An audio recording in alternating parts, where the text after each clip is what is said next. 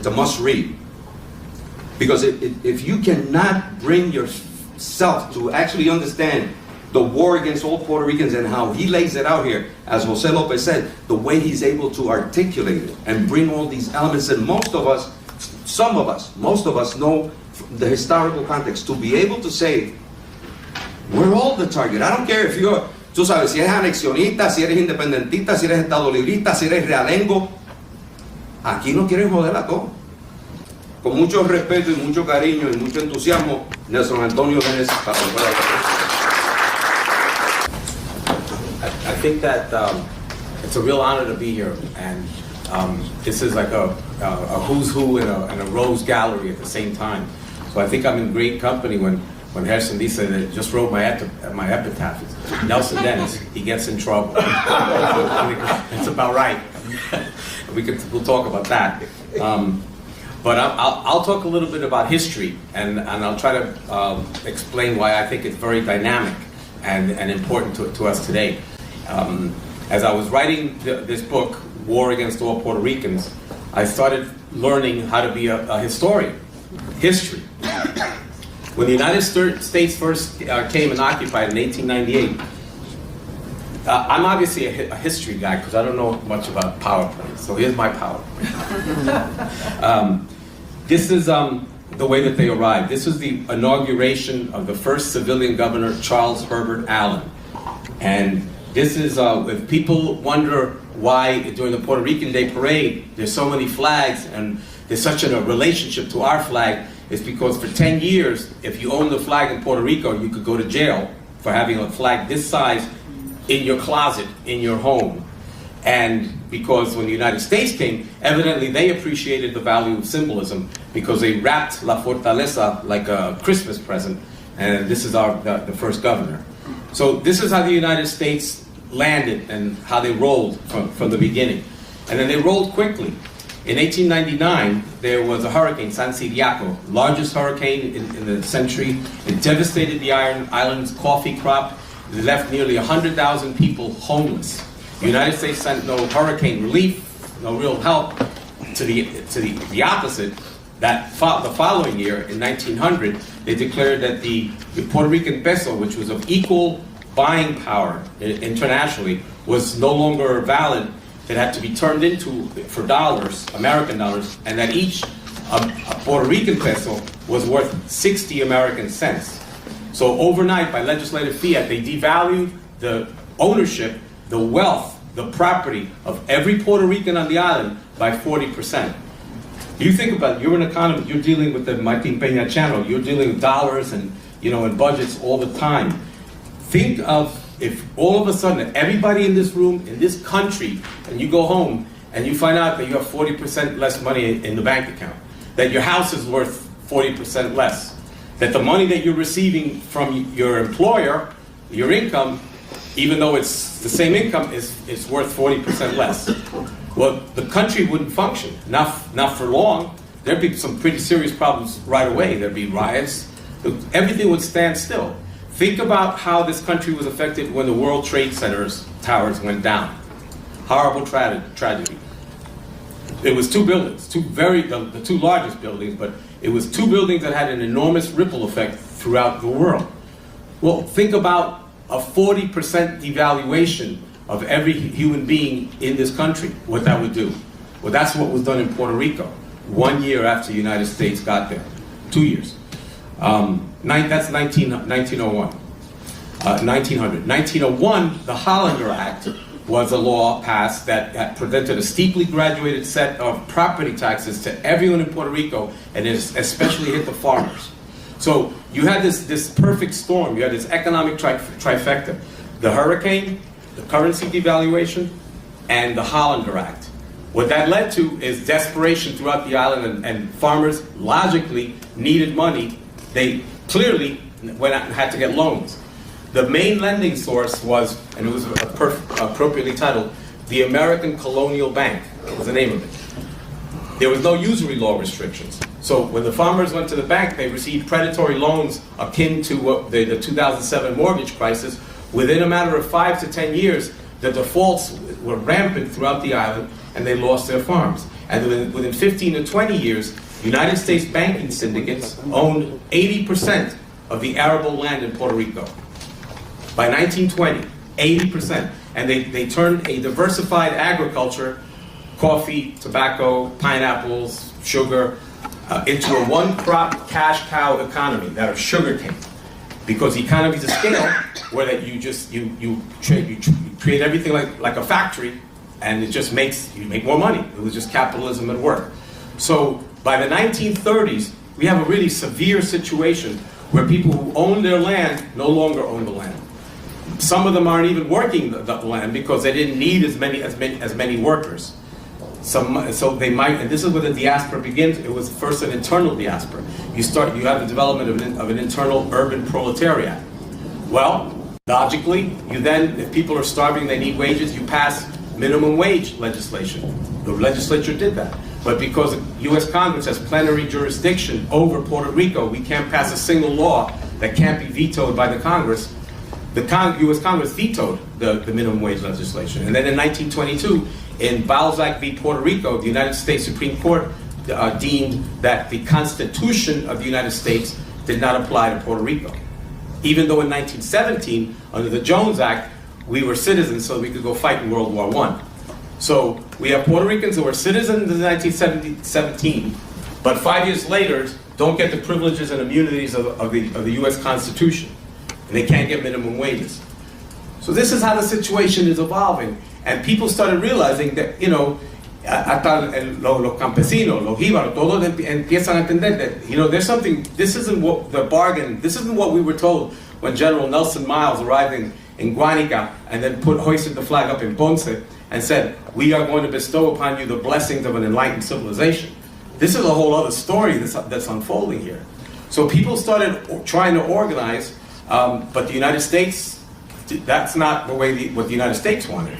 So the first time that there was an island-wide agricultural strike, the United States was able to sort of buy off the leadership. It was the FLT, la Federación Libre de Trabajadores. Well, the rank and file found out that they were being sold out by members of the FLT who were trying to get themselves good jobs for themselves and their families in the government, and contracts with the Puerto Rican government for their own little favorable agricultural deals, that they were being sold out by the leadership. It is at that point that they went to Albizu Campos, the first Puerto Rican to graduate from Harvard, first Puerto Rican to graduate from Harvard Law School, president of the Nationalist Party, and at that time, apparently, the one man in the island that they felt that they could trust, that walked the walk, that is and did and lived what he said, what he believed. So they went to him, and he led the strike. And in fact, they won this striking victory. The wages doubled from 75 cents a day to $1.50 a day for a 10-hour workday. That was a stunning thing. Their wages doubled. The economy was shut down for 3 or 4 months during this strike in late '34 and early 1935, and in the middle of the Great Depression. And this news rocked Wall Street, because there was a lot of investment in these Puerto Ricans. There was like a cash cow, a lot like the hedge fund people that own some of the public debt of Puerto Rico now. It's a cash cow. There's a John Paulson, but in 1935, when that word went out, Albizu Campos led this strike. That's when things changed on the island. Albizu had been advocating, editorializing, organizing for 10, 15 years in Puerto Rico, but he was ignored by the United States. Otro loco, en la casa lo conocen. But suddenly they recognized him when he won the strike, and that's what the turning point, in my view, a turning point in Puerto Rico's history was that agricultural strike. Because at that point, the United States flipped. They realized now, okay, we're not dealing with, unos pendejos aquí. There's something going on in that island. They sent down a new governor, Governor General Blanton Winship, a U.S. general, Army general, and a new police chief named E. Francis Riggs.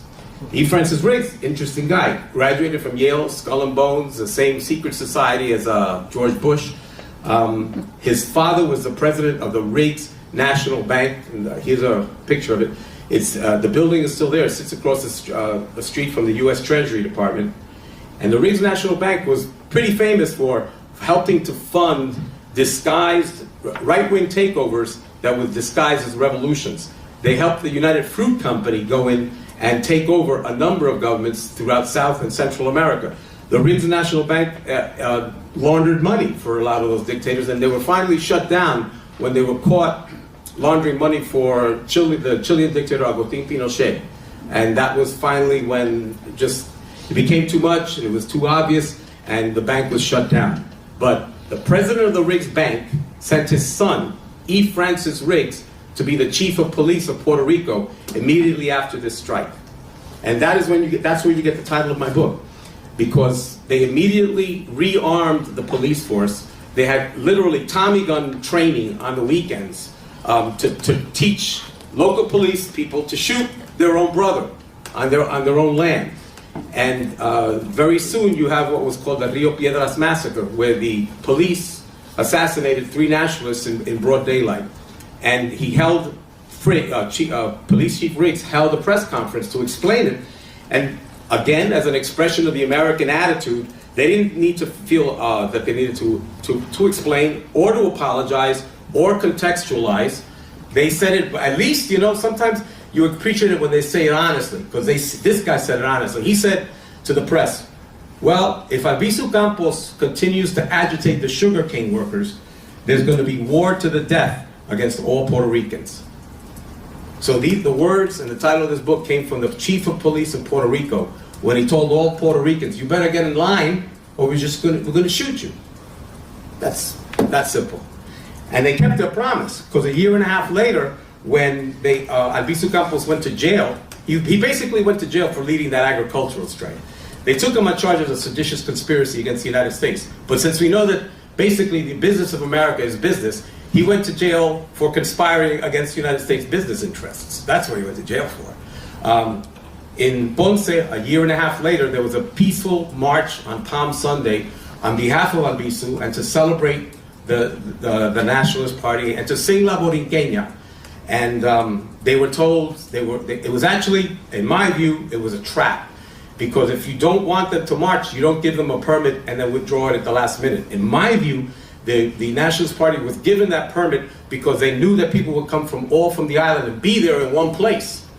Because what happened is that you had a very well orchestrated killing zone. You had Tommy gunners up here and a whole phalanx of police down here, trapping it so that if you're trying to stop a riot or something, you give people an avenue to go out. You say, please, clear the street, we're not going to have this is not, you don't have a permit, you got to get out of here. But Louis, you did parade duty, and Louis was the lieutenant at several precincts, and he was a community affairs director, and he knows that when you're at a parade, I think, tell me if I'm wrong, you don't put Tommy gunners up here and police down here and then start shooting. That's not how you stop it, Well, that's what they did. They did it for almost 15 minutes, and they killed 17 men, women, and unarmed men, women, and children, and injured wounded over 200 others. This is known as the Ponce Massacre. So this is sort of just real quick. So afterwards, though, I'm sorry, I get caught up in my presentation. They rearranged the corpses. There was one policeman who got caught in the crossfire, and they put him in different pictures because they had the newspaper El Mundo under their control. So el capitán trajo his name was Angel Feliciano, the photographer. He said, you take these photos. So they rearranged this corpse right here in a series of photos to make it look like they were shooting at non-existent nationalists, because there's no one there. And they did it again here. They took the same corpse and put it in another picture. And the island press caught on to this. They thought it was so ridiculous that they made a cartoon out of it with a cheap photographer so that they can all say cheese, looking up, and then the caption underneath, ahora podemos decir que estaban disparando de la azotea. Now we can say that they were shooting at us from the rooftops.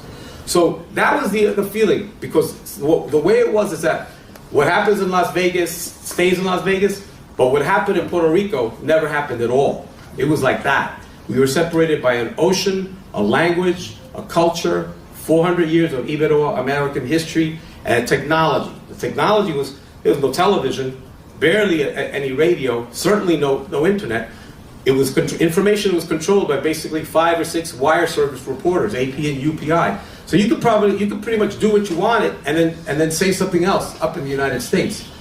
So that is some of the history. I know that I don't have too much time left. The book is it centers on that history, or that economic underpinning, how Albizu Campos dealt with that, how they came to have the revolution in 1950 to try to change that. And quickly, just so you know, the United States dealt with that very severely. They deployed 5,000 National Guard soldiers, arrested 3,000 Puerto Ricans, and bombed 2 towns in broad daylight, Jayuya and Utuado. This is the information that didn't come up here. We heard up here that the nationalists burned their own cities, where they, their families, their neighbors, and friends lived. That's just not there's no common sense in that. They bombed Utuado and arrested 3,000 Puerto Ricans. Arrested them even in their pajamas on the road. Arrested them at gunpoint throughout San Juan. It was in this context that that revolution occurred, and the application now, I'm going to fast forward now, the application now to today is, just think about this.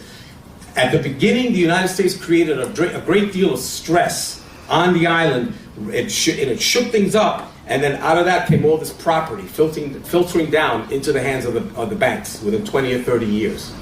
What I see now is I see a lot of stress as well.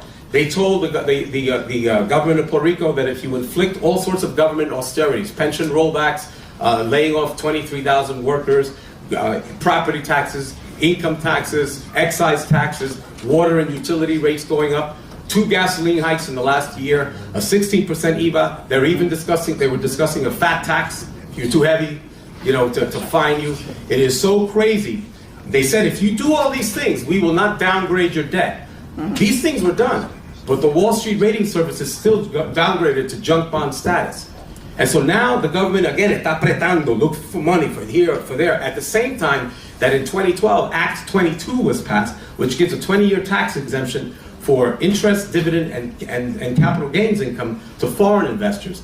One of the leaders of which is a fellow named John Paulson, who made $15 billion for his hedge fund here in the United States in 2000, betting against the United States economy, betting against homeowners, creating these credit default swaps and asset-based lending instruments that they knew were going to implode, that people were going to lose their homes. They bet against us. John Paulson now is the lead investor in Puerto Rico. He's developing a $500 million resort on Dorado Beach. He's been given, and under Act 22, he gets a 20-year tax exemption from all his profits. The New Yorker magazine, the New York Times magazine, but 2 or 3 others that I can't remember, Bloomberg News, are all leading the charge. How this great thing, the future of Puerto Rico is tourism. We need more American investment. So at the same time that Governor Garcia Padilla is meeting with these guys and bringing them down and giving them a 20-year tax abatement, we have people that can't afford to live, and they're leaving the island. If you think that Brooklyn has been gentrified, I think what we're seeing is a gentrification of an entire island. And we need to now think about Albizu Campos, and we all, as one, have to become Albizu Campos and take back our island. Thank you.